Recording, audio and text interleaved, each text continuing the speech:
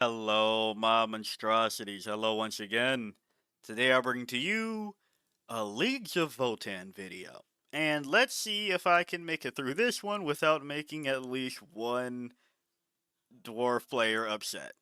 So, funny story about how we landed here. It's actually not funny. Either way, I ended up recording later today than I typically would, which meant that I got to see the conclusion of the battle against Alzheimer's. So, I saw that once again, Ultramarines won. And it got me to thinking about the things that have won and what the game is saying about those things. What I mean by that is that there was also the big hunt that did fairly well there, and I, as somebody that's rooted for Obation's Phalanx Necrons for a bit, the point is that I'm trying to make is if you can select a unit to take more damage every turn and do that repeatedly, you're probably in a decent enough spot because you're playing 40k, and your opponent usually won't give you more than 2 or 3 targets a round to lift off the board. So that's why that's a very simplified why Gilliman Calgar uh thing kind of works, right? That's super simplified. Could go into that in another day. Um, But here I'm talking about Votann not just because, oh yay, finally half of Oathband or a part of Oathband got moved to the army rule. Whoop whoop whoop whoop whoop. But no, if you can make 2 units, +1 to hit, +1 to wound, I think that's the start of a good day. Then I of course was ready to do my typical you should be playing Hearthband. And funny enough, because of the things that have happened in the game and all the things that have done the thing, I don't think that's necessary right now. I think this one time, I'm ready to say, yeah, you should be playing Oathband. Why is that? Is it because I think Hearthband just can't do it? People showed up that it wasn't possible? No, actually, there was at least one Hearthband person that gave it a shot and had a pretty decent win rate. Um, Reroll hit rolls of 1. Monster, you said that, the oath, if you can rerolls, you get the thing and you do the thing. That's true too. That is true too. But I will say, barring something like sustained or lethal, well, mainly sustained, reroll hit rolls of 1 kind of equals out to +1 to hit.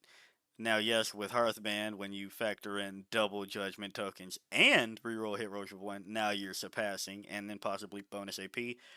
But it's that AP part where I was thinking about the game lately, and AP is either so absurd or the amount of wounds coming through because of +1 to wound.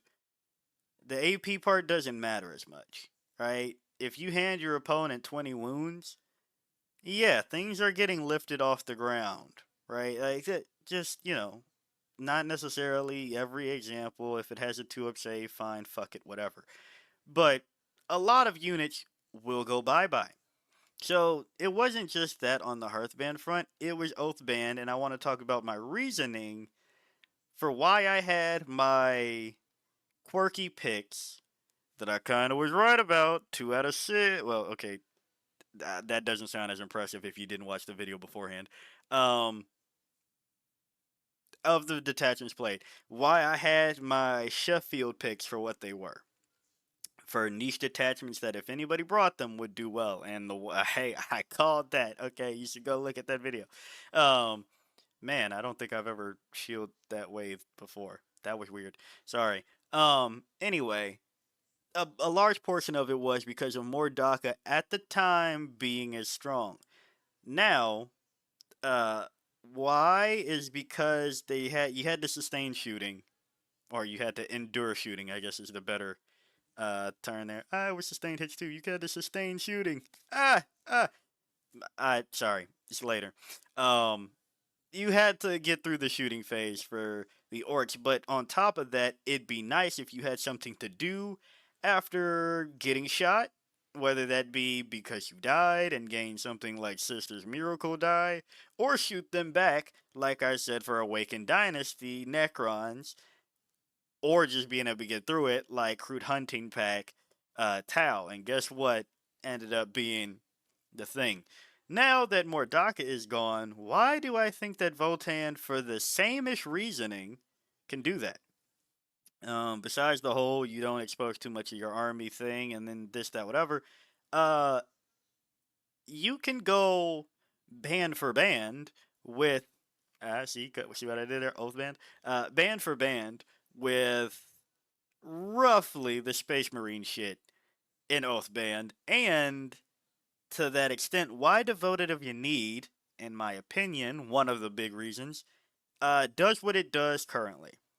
Whereas you finally get to punish somebody for playing the game, huh? No. But seriously though, if their shit dies and then they then fling something into you, there you go. So playing Votann, if your shit dies, you get to put a judgment token on that unit. And if they then take more judgment tokens, you get +1 to hit, and then eventually +1 to hit, +1 to wound.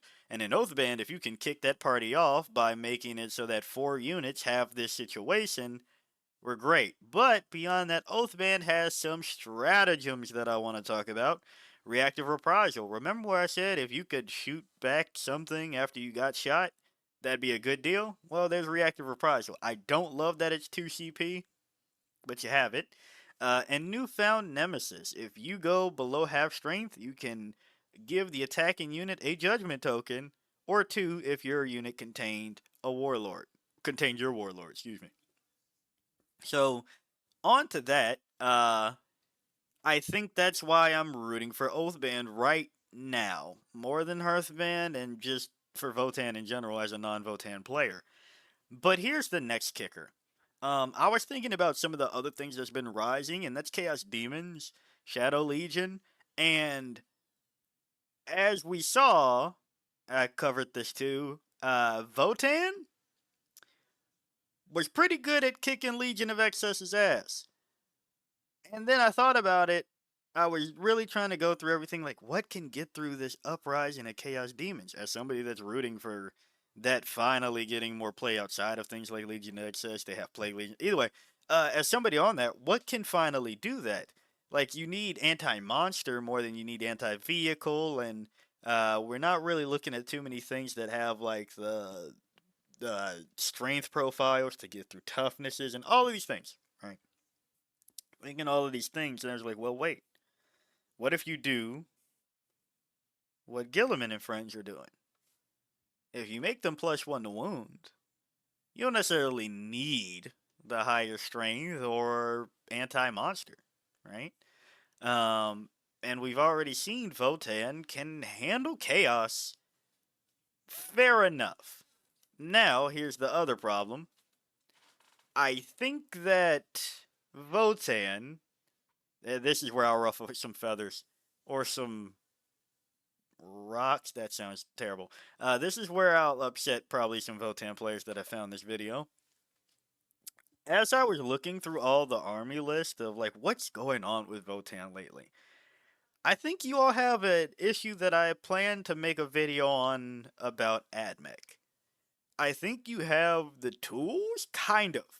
Don't get me wrong, you have like no army. Like I don't, what's like 10? You have like no units, right? Um, but beyond that, I'm looking at loadout issues. For specifically what's going on now. At a different point in the game, I would have been like, yeah, no, but I think people, you need to swap your war gear and put in different things that surprisingly fell out of list. As somebody that likes the 12-2-16 profile Tyrant effects, I have no clue why land fortresses are coming out of favor, especially when they have fire support on top of that. Now, this is also the first thing that I'll reference going back to the AdMech situation if your army has already strength 10 or something like that, go for the thing that gives you more. The cyclic ion cannon blast, 24 inches, d6 plus 3, hitting on 4s, 922. With the panspectral scanner, AP2, I'm not going to act like it's terribly impressive, right? We're not going to do that. But I will say it's not that bad. Uh, and furthermore, the d6 plus 3, when that becomes hitting on 3s, and now wounding something that is, let's say, strength 12 on 4s, d6 plus 3 shots into that is better. Now, I understand why you would still want a heavy Magna Rail cannon, or the thing that I've seen a lot, the SP Heaven Conversion Beamer. I get it. But at the same time, I'm looking at two shots, uh, factoring tokens, uh, hitting on 3s, hitting, wounding on 3s for AP2 damage 4. And, or going to the heavy Magna Rail, I'm looking at one shot, hitting on 3s, hitting on A3, wounding probably on a 2, right? AP4 D6 plus 6. That doesn't instill me with confidence when you could just be really efficient at getting rid of the rest of the shit in your way. Because as Votann, I'm not looking at a lot of fly in your army. So that means you gotta deal with the shit in front of you, unfortunately. Like that means you gotta do it the old fashioned way. So if I could make a suggestion from somebody looking at Votann list and the things outside of the list, outside of Votann, I guess, uh, maybe consider putting the cyclic ion cannon back onto your Hecaton land fortress, and then having the +1 to wound, +1 to hit. Sustained hits 2 in Oathband. For the shooting phase with Ancestral Sentence. To the end of phase, each time a model in your unit makes a ranged attack, that attack has sustained hits 1. And each time a model in your unit makes an attack that targets a unit that has 1 or more judgment tokens, that attack has sustained hits 2. Remember how everybody was upset about sustained hits 2? Yeah, I think you should be upsetting folks with sustained hits 2 d6 plus 3 blast 922. Ignores cover. Because I don't really think you need the Hecaton Warhead for the one shot, which is a very odd thing for me to say because it's indirect fire, but I don't think you need it. I don't think you need it. Now, that's just, hey, an outsider's point of view and perspective of the things going on. But then, if you have fire support and let something come out with reroll wounds again into something that is +1 to hit, +1 to wound, yeah, that we're looking at better value and things actually getting lifted. So I don't know, just consider more of the Hecaton land fortresses and cyclic ion cannons. Now, to that point, would this be a way to get upsetty spaghetti on yourself? Yes. If you don't bring enough, and your opponent does the Gilliman thing, where now it's +1 to wound into the thing and the thing. Yes. If you don't play it well and your Hecaton land fortresses go pop, that is 225 points. Now, going back to it though, we have something that can have sustained hits too, and if it goes pop, uh, you get to put a judgment token on your opponent's thing, making it easier to get your vengeance, your grudge token, judgment token, whatever, grudge. You get to grudge them real good. So I think this is one of those times where being efficient at trading, or being willing to trade, I guess, might come into play. Then going past that, Hearthguard. Hearthguard are good, and they also have a funny thing where we've talked about Deathwing Knights and Deathshroud Terminators. all the things that have, hey, if your strength is greater than the toughness, the attack -1 to wound, blah blah blah blah blah blah blah. We've seen that, and Hearthguard have that. And if the Hearthguard come out and your opponent gives your thing +1 to wound, and their strength is greater than the toughness, congratulations, you kind of wasted that. So making an ability inefficient is pretty decent. That's pretty good. Now, comparatively, you would always try to make your opponent's weapon profile inefficient, right? You would try to make it so that they don't just get to bring one profile and it wipes your entire army, no matter what it is. Uh, but now looking at making an ability inefficient, it's a little bit, it's tricky because you prepare for it, and if it's never there, what happens? But at the same time, if it's only sometimes there, and the only thing that they can put it into that gets the rest of their army going, yeah, maybe. And going to the Hearthguard point, this isn't revolutionary. It's not to say that people don't take Hearthguard. This is another entry into, I think you're taking the wrong thing on the Hearthguard, maybe, and possibly with, okay? So the Vulcanite Disintegrator has devastating wounds. A couple of things, an Admech has devastating wounds on a particular thing, but da da da da da. All these things, right? Uh, I think we've gone so accustomed as a community to going, ooh, devastating wounds, that you kind of forgo all the shit with it. Because, yes, if you roll a 6, it's a wound. But if you don't, you're talking about strength 5, AP 0, damage 1. So, while it is nice to punch up with devastating wounds on a ranged weapon, how about you take lethal hits, and then your hit, once it goes through one way or another because it's either lethal or you hit and with strength 8 got the wound, the AP3 comes into play and then gives you damage 2 on the attack. I think that's kind of where you should be leaving the plasma gun on the Hearthguard. And why do I say lethal hits? Where would you get that from? You could also put lethal hits on a blast grenade launcher. Um, yeah, I'm advocating for bringing calls again, especially when you have a stratagem that can put one judgment token somewhere. Then you take a call or Uthar and then stare really hard at somebody with grim efficiency and then put another judgment token.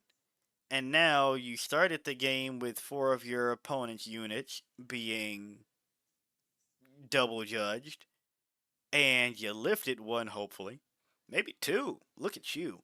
And then you do it again. So if you can keep that going, I think that's a good idea. And outside of that, there's lethal hits. So yeah, if there's sixes involved, sorry, I think that bumped the mic in a weird way. If there's sixes involved, guess what? You are having fun. So yeah, that's that's what I'm thinking you should do. Uh, give make sure that you retain the deep strike, right? With teleport crest. You should probably do that. Give them 4 up invuln saves and call it a day. Drop it. Lethal hit, stare at somebody. +1 to hit, +1 to wound. Maybe sustained. Maybe sustained hits 2. Especially, I'm just saying, we all had a problem with sustained hits 2. If it has 1 or more judgment tokens, sustained hits 2 lethal, uh, probably is annoying with blast. Because here's the thing, right? Instead of devastating wounds here for AP 0, we could try D6 blast lethal. And yeah, I know that you still just have to make the wound saves, but Come on now, sustained hits do on lethals too. So yeah, just saying. Probably look at the call's inclusion and not Vulcanite disintegrators. Now coming back to the happy fun times of me not criticizing a faction I don't play. Uh, I think this unit is fucking insane. I think the Berserks are fucking insane.